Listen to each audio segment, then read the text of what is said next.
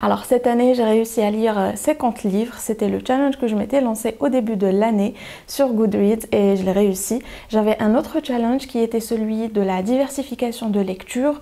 Je vous en avais parlé sur ma seconde chaîne Sabrina My Biscuit. D'ailleurs, c'était là-bas que je vous partageais mes lectures au fur et à mesure. Je vous partageais mes lectures du mois et vers la fin, je pense que je vous partageais mes lectures par trimestre. D'ailleurs, cette semaine, je vous ai publié mes lectures du mois de septembre, octobre, novembre et décembre, donc je vous invite à aller voir là-bas si vous voulez voir quelles ont été toutes mes lectures. Sinon, pour le challenge de diversification de lecture, il s'agit tout simplement de lire un genre littéraire différent chaque mois. Donc je vous le mets ici sur l'écran. Pour moi, c'était tout prêt, donc je suivais chaque mois quel genre littéraire du mois il fallait lire et je le lisais. Ça m'a permis d'ailleurs de découvrir un genre littéraire que j'adore à présent, qui est les autobiographies. Ça me passionne à présent. Et sinon, il y a eu d'autres flops, comme par exemple le fantastique. Mais aujourd'hui, j'aimerais vous parler de mes meilleures lectures de cette année, les lectures qui ont mérité la note de 5 étoiles sur Goodreads. Et j'en ai 10, donc on commence tout de suite. Je prends mon téléphone juste pour voir les livres auxquels j'ai donné 5 étoiles sur Goodreads.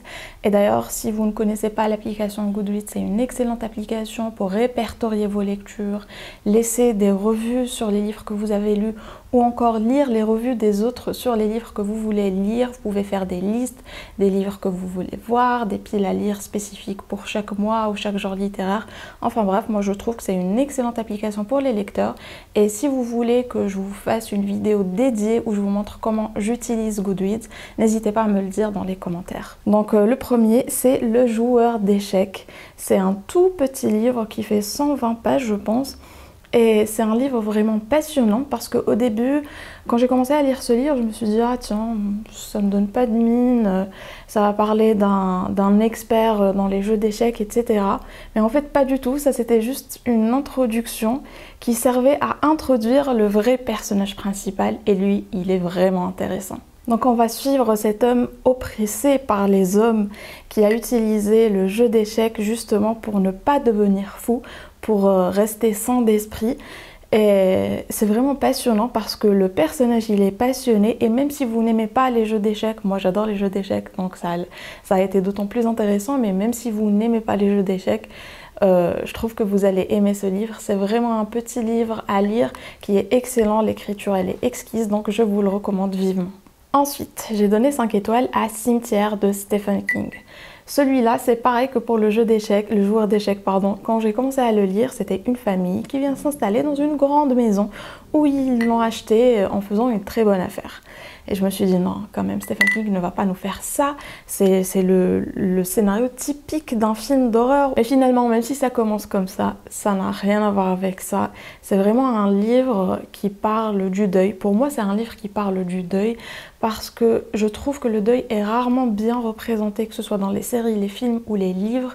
Et pour la première fois, j'ai trouvé que le deuil était extrêmement bien représenté, qu'il était vraiment réaliste. Comme d'habitude avec Stephen King, les personnages sont complexes, ils sont intéressants, ils sont attachants. Et donc dès qu'on commence à rentrer dans l'histoire, franchement je n'ai pas pu le lâcher. C'était très captivant mais très triste aussi.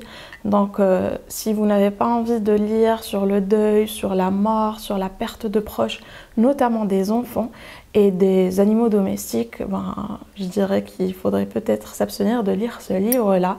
Mais sinon, si vous pouvez encaisser tout ça, c'est vraiment un excellent ouvrage. Ensuite, nous avons I Know Why the Caged Bird Sings de Maya Angelou. Je ne sais pas quel est le titre français. C'est peut-être Je sais pourquoi l'oiseau en cage chante. C'est la traduction littérale, mais voilà, c'est Maya Angelou. J'adore Maya Angelou et je n'ai jamais lu un de ses livres. Donc je me suis décidée enfin à lire un de ses livres. Surtout que un des challenges, un des mois, c'était de lire une autobiographie. Donc je me suis dit, allez tiens, je vais lire une autobiographie de Maya Angelou. Elle en a plusieurs. Donc elle a une autobiographie pour son enfance, son adolescence, sa vie de jeune femme, etc. Donc j'ai commencé par le premier, qui est celui de son enfance. Et comme je vous l'ai dit, je me suis passionnée pour les autobiographies parce que je trouve que c'est hyper intéressant.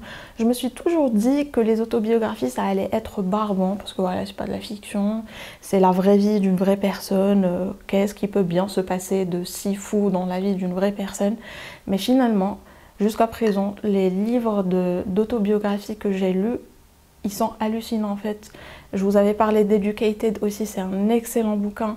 C'est une autobiographie, on se dit mais c'est pas possible que cette personne ait vraiment vécu ça, et pourtant ça l'est. Donc dans ce bouquin, Maya Angelou nous raconte son enfance qu'elle a passée quasiment chez sa grand-mère avec son frère. C'est la ségrégation, donc on a ça. On a aussi un événement qui l'a beaucoup marqué quand elle était jeune, un événement pas du tout sympa dont elle parle. Elle parle aussi comment ça l'a changé autant que personne. Et c'est Maya Angelou, elle est poète, donc l'écriture, elle est magnifique. J'ai adoré cette autobiographie, je lui ai donné 5 étoiles parce que voilà, c'est vrai que je me sens un petit peu bizarre en notant des autobiographies parce que j'ai l'impression de noter la vie des gens. Et on a l'option de ne pas noter sur Goodreads, donc on peut ne pas noter tout simplement et marquer comme étant lu et c'est tout. Mais là, je lui ai donné 5 étoiles parce que l'écriture, elle est formidable. L'histoire, ou du moins comment elle est racontée, elle est incroyable. Donc si vous connaissez Maya Angelou, lisez son autobiographie. Après, j'ai relu Jane Eyre, étant donné que c'est un bouquin que j'ai lu quand j'étais au lycée. Il y a mon chat qui vient s'installer, comme à chaque fois que je tourne une vidéo. Donc, comme je vous disais, j'ai déjà lu ce livre quand j'étais au lycée. Je me souviens que j'avais adoré. Et par la suite, j'ai vu et revu l'adaptation cinématographique que j'aime bien aussi. Et cette fois, je me suis faite une lecture commune avec Rosie. Et j'ai décidé de le lire en anglais cette fois. Et j'ai fait le bon choix. Parce que ce livre regroupe tout ce que j'aime, l'époque victorienne. On a tous les éléments de l'époque victorienne. On a l'aspect gothique, on a les relations humaines, on a une histoire d'amour, on a vraiment l'image de la société à l'époque, les différentes classes de la société de l'époque. Donc c'est vraiment un livre très complexe qui aborde beaucoup de sujets qui sont tous aussi intéressants les uns que les autres. Et le personnage principal, il est vraiment intéressant. Par moments, je vous avoue qu'elle m'énervait énormément. Mais voilà, c'est comme ça, c'est un personnage, il est nuancé et il se passe vraiment pas mal de choses. Et tout ça est porté par une écriture exquise. Franchement, l'écriture de l'époque victorienne, que ce soit pour Wuthering Heights, pour Orgueil et Préjugés ou encore Jane Eyre, en fait c'est délicieux. C'est une écriture délicieuse, tout simplement. Et d'ailleurs, on parle toujours, quand on parle des histoires d'amour marquantes, on parle des Odes de Hurlevent.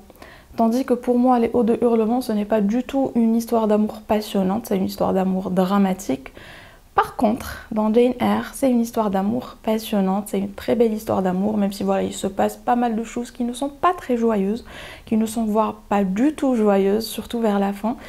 Mais c'est une histoire d'amour passionnante. Donc si vous aimez ça, je vous invite vivement à lire Jane Eyre. Ensuite, j'ai donné 5 étoiles au livre La couleur pourpre. C'est un roman très particulier étant donné que c'est un roman épistolaire où on va suivre l'histoire à travers les lettres que le personnage principal écrit à Dieu. En fait, ça commence toujours par Dear God et elle écrit une lettre à Dieu en lui racontant ce qui se passe dans sa vie. Et j'ai trouvé ça très spécial. D'ailleurs, ça ressort de l'innocence du personnage principal qui s'adresse comme ça à Dieu à chaque fois, qui parfois se révolte contre Dieu quant à ce qui lui arrive dans sa vie et on la suit depuis sa jeune adolescence jusqu'à l'âge adulte. Ça se passe pendant la ségrégation toujours, donc c'est un sujet assez dominant sur l'histoire. Et on a aussi, on va suivre comme ça pas mal de personnages. Il y a des personnages qui vont arriver dans l'histoire, qui vont énormément l'enrichir. C'est un livre que j'ai trouvé super émouvant, surtout vers la fin. Donc si vous aimez ces histoires-là, si vous avez vu le film d'ailleurs, je vous invite à lire le livre parce que le livre est toujours meilleur que le film. Et là, ça ne fait pas l'exception. Ensuite, j'ai donné 5 étoiles à Harry Potter, le premier tome d'Harry Potter. Les fans d'Harry Potter ne m'en voulaient pas, mais je ne pense pas que je lui aurais donné 5 étoiles sans l'aspect nostalgique pour moi. Alors je vous explique, là où je vis, auparavant, ces dernières années, ça va, le cinéma, il projette les films récents. Mais je me souviens quand j'étais jeune, quand j'étais adolescente, quand j'étais enfant, chez nous, les cinémas ne projetaient absolument rien. Il y avait un film de boxe qui était projeté tout au long de l'année. Le seul film récent qu'ils projetaient, bizarrement, c'était Harry Potter. Je ne sais pas pourquoi. Et Kirikou, je me souviens, Kirikou, c'est un dessin animé aussi qui a été projeté dès sa sortie. Et donc, à chaque fois que le film Harry Potter sortait au cinéma, je me souviens que mes parents nous emmenaient, moi et mes sœurs, mes 2 sœurs, pour voir le film Harry Potter. Donc pour moi, c'est vraiment un souvenir spécial de mon enfance. Donc relire, ou du moins lire pour la première fois Harry Potter, c'était retrouver les personnages de ce film que je suis allée voir au cinéma avec mes parents et mes sœurs quand j'étais plus jeune. J'ai donné 5 étoiles aussi à Ça de Stephen King. Alors pour la petite histoire, j'avais trouvé, je me souviens, le tome 2 chez... Enfin, il y avait quelqu'un qui vendait des livres sur un trottoir et il avait le tome 2 de Ça de Stephen King. Et moi, depuis toujours, j'adore Stephen King. Donc quand je vois Stephen King, j'achète, je me pose pas de questions, même si c'est le tome 2 et qu'il n'y a pas le tome 1. Donc je l'avais acheté il y a cela 15 ans, j'étais au lycée.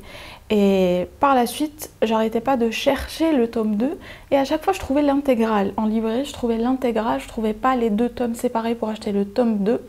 Et cette année, je me suis dit, tiens, tu as une Kindle, tu peux lire le tome 1 sur ta Kindle et lire le tome 2 en papier. C'est ce que j'ai fait et encore une fois, c'était une excellente décision parce que j'ai adoré ce bouquin. On va suivre une bande d'enfants qui sont tous plus attachants les uns que les autres. Et il va y avoir une espèce d'entité qui hante toute une ville. Donc ça c'est très intéressant étant donné que ça ne hante pas une maison mais plutôt toute une ville. Et cette entité, c'est vrai que généralement elle est connue sous l'image du clown, mais elle peut prendre plusieurs autres formes. Elle va prendre la forme de ce qui vous fait le plus peur. Et on va suivre ces enfants qui vont essayer de combattre cette entité qui d'ailleurs vient et tue des enfants chaque 27 ans il me semble. Voilà, il y a un cycle, à chaque fois ça revient. Cette entité vient et il va y avoir comme ça beaucoup de meurtres d'enfants inexpliqués et eux ont décidé cette fois de s'en débarrasser. C'est simple, quand j'ouvrais ce livre, je me plongeais, j'étais une enfant avec ces enfants et je les suivais dans leurs aventures et c'était juste incroyable. Et par la suite, dans le tome 2, on va les suivre quand ils seront adultes et qu'ils vont revenir justement à cette ville parce que ce n'est pas fini. Finalement, ils ne se sont pas tout à fait débarrassés de la créature et elle revient. C'est un livre qui est encore une fois très complexe avec Stephen King. C'est ce que j'aime bien, c'est que les personnages ont vraiment leurs histoires individuelles. On a un développement des personnages au cours de l'histoire. Donc les 2 tomes font 600 pages chacun. Donc en tout, c'est un ouvrage qui fait plus de 1200 pages que j'ai dévoré, je pense, en 10 jours parce que c'était vraiment une lecture incroyable. Et par contre, par la suite, j'ai voulu voir le film parce que je me souviens quand il est sorti au cinéma, j'ai pas voulu aller le voir parce que je voulais lire le livre avant. Et finalement, j'ai bien fait de ne pas aller au ciné le voir parce que je n'ai pas pu voir plus de 20 minutes. Je trouve que les personnages ne représentent absolument... Enfin, les personnages dans le film ne représentent pas du tout les personnages du livre, l'entité non plus. Même si la scène de début, elle est exactement la même que la scène d'ouverture du livre, mais le ressenti était tellement différent dans le livre. J'ai essayé de le voir, mais j'ai eu l'impression en fait que le film, c'était une parodie du livre. Et donc, si vous avez vu le film et que vous l'avez aimé, croyez-moi, le livre, il est mais 1 million de fois mieux que le film. Ensuite, nous avons Born a Crime, une autobiographie que j'ai adorée. On va suivre en fait le gars Trevor Noah, je pense que c'est un animateur américain, mais on va le suivre depuis sa naissance dans l'Afrique du Sud, pleine ségrégation. Les noirs et les blancs n'avaient pas le droit d'enfanter et donc c'était un crime d'avoir un enfant métis. Et lui, son papa, il est blanc, il est allemand ou suisse. Et sa maman, elle est sud-africaine. Et donc lui, il a la peau plutôt claire. Et ça, c'était un crime. Il nous raconte comment sa maman a rencontré son papa, comment elle l'a eu, comment elle l'a caché quand il était plus jeune, où elle jouait le rôle de la domestique. Donc c'est comme si elle était en train de sortir l'enfant qui n'était pas son enfant, etc. Et par la suite, on va le suivre comme ça tout au long de sa vie, sur son adolescence, l'âge adulte. On va suivre en parallèle ce qui se passe avec sa maman. Et encore une fois, comme je vous l'ai dit, à chaque fois, je devais me rappeler que c'était une autobiographie parce que ce qui s'y passe, c'est vraiment incroyable de se dire. Et en plus, lui, le gars, je l'avais déjà croisé comme ça sur des vidéos, etc. Et jamais je me serais dit que ce gars-là a vécu tout ça. C'est très intéressant, très captivant. Donc c'est un livre que j'ai lu, je me souviens, on faisait du bivouac à la plage On y était pour 3 jours et je l'ai fini en 3 jours. Ensuite, nous avons un livre de développement personnel. Je vous avoue que j'ai pas lu beaucoup de livres de développement personnel cette année, je sais pas trop pourquoi d'ailleurs. Et c'est 7 Days Love Prescription. C'est un livre que je vous ai résumé sur ma seconde chaîne Sabrina Mind Biscuit. Je vous laisse ça dans la barre d'infos. C'est un livre où on va avoir un couple de psychologues qui se sont spécialisés en fait dans la psychologie des couples, la thérapie des couples. Et donc ce livre-là, c'est le fruit de 50 ans de recherche et d'études sur la relation de couple amoureux. Et ils nous ont concocté comme ça une prescription de 7 jours où ils vont vous donner des exercices, une approche quant à votre relation par jour. Et vous avez des exercices à faire, des exercices différents à faire chaque jour, donc pendant 7 jours. Et bien entendu, par la suite, c'est quelque chose que vous devez intégrer à votre vie de couple. C'est des choses tellement simples, mais qui ont beaucoup de sens. C'est ce genre de choses où, quand on vous les dit, vous vous dites « mais oui, c'est tellement évident ». Peut-être que vous y avez pensé, mais pas de la manière dont il le formule. Donc vous comprenez vraiment l'importance des petites choses et c'est ça qui est très important. C'est que ce ne sont pas vraiment de grands trucs qu'il faut faire. C'est des petits trucs du quotidien qui font vraiment la différence. Et comme je vous l'ai dit, eux, ils ont carrément un laboratoire où ils font des études sur les couples. Donc, et ils font des études sur des années, c'est-à-dire qu'ils suivent des couples jusqu'à 13 ans de relations, etc. Et ils tirent des conclusions de leurs observations, de leurs études, de leurs recherches et tout ça.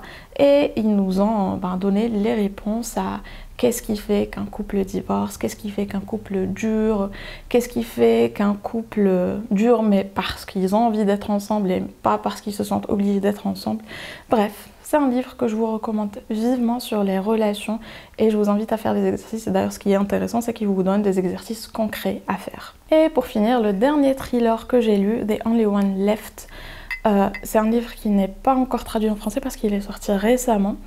Et je lui ai donné 5 étoiles parce que c'est le meilleur thriller que j'ai lu cette année. C'est pas le meilleur thriller que j'ai lu tout court, mais c'est vraiment un thriller qui est très complexe et qui m'a surprise à la fin. Et c'est ce que je cherche en fait en lisant un thriller. Je n'aime pas deviner ce qui va se passer. Et dans ce thriller, on va suivre Kit qui est une personne qui apporte des soins aux personnes âgées. Et on va l'assigner dans un manoir qui est sur une falaise. Et dans ce manoir, la personne de qui elle va prendre soin, c'est une vieille dame qui ne bouge pas, qui ne parle pas, qui est très malade. Elle est handicapée et elle s'appelle Lenora. Et cette Lenora, elle est accusée d'avoir tué ses parents et sa petite sœur quand elle avait 17 ans. Elle n'a jamais été inculpée du crime étant donné qu'on n'a pas trouvé de preuves, mais tout le monde pense que c'est elle qui les a tués. Et dans ce manoir, il n'y a pas que ces deux personnages, il y a d'autres personnages, c'est ce que j'ai trouvé d'autant plus intéressant. Et du coup, il y a pas mal d'autres personnages dans l'histoire qui vivent aussi dans le manoir. Et cette Lenora va décider de raconter son histoire à cette Kit en lui écrivant tout sur une machine à écrire. Donc on va avoir comme ça cette alternance entre les récits de Lenora qu'elle tape sur la machine à écrire et ce qui se passe dans le présent avec Kit, dans la maison, les autres personnages, etc. Et vers la fin, c'était, si vous aimez les plot twists, vous allez être servi. Parce qu'à la fin, c'était plot twist. On se dit, ouais, voilà, c'est le plot twist de l'histoire. Mais non, c'est pas fini. Juste après, un autre plot twist. Et juste après, un autre plot twist, pardon. Et quand vous vous dites, non, on a eu 10 plot twists, ça va, c'est la fin. Il reste que 2 pages. Il n'y aura pas de plot twist. Eh ben si. Il y aura encore un plot twist. D'ailleurs, j'ai vu les revues d'autres personnes sur TikTok qui en parlaient de ces livres. Il y a pas mal de personnes, ça ne leur a pas plu du tout. Ils se sont dit, ah non, c'est trop de plot twist, tue le plot twist. Moi, je vous avoue que ça ne m'a pas dérangé. J'ai adoré ma lecture, j'ai adoré tous les plot twists qui ont été à la fin. Je vous avoue qu'il y en a un ou deux que je n'ai pas trouvé nécessaire. On aurait vraiment pu s'en passer ou ça aurait pu être révélé différemment. Mais sinon, dans l'ensemble, c'est un thriller auquel j'ai donné 5 étoiles. Et ça fait, je pense, au moins 3 ans que je n'ai pas donné 5 étoiles à un thriller. Je vous avais dit que j'ai donné 5 étoiles à 10 livres. Et j'ai presque oublié parce que je lis tellement principalement sur ma Kindle que j'ai oublié le livre en papier. En fait, heureusement qu'il est là sur mon sofa donc je le vois. C'est Au bonheur des dames d'Émile Zola. Comme pour Stephen King, c'est rare que je lise un livre d'Émile Zola ou de Stephen King sans lui donner 5 étoiles. Donc Au bonheur des dames, ben, ça parle d'un grand magasin qui s'appelle Au bonheur des dames, qui vend un petit peu de tout. Ils vendent des tissus, des tapis, des petits meubles, des vêtements, etc. Et en fait, ce magasin-là, il a été fait au temps où il n'y avait pas ça. Il n'y avait que des petits magasins spécialisés, un magasin qui vend des gants, un magasin qui vend des parapluies, etc. Et lui, là, il a créé un grand magasin qui n'a pas arrêté d'agrandir tout au long de l'histoire, où il vend tout.